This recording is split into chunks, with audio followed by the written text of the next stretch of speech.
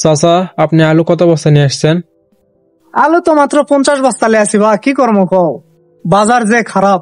Cholesterol রাখছি আসার জন্য, যদি 10 টাকা পায় তাহলে পামো না সামনে বছর, এই জন্য কোলেস্টেরল রাখা। আপনি কি কোলেস্টেরল ভাড়া জানেন? আলুর দাম তো আগের বারে 280 করে রাখিস না বা, ওই সময় 200 বস্তার মতো আলু থুইছ না।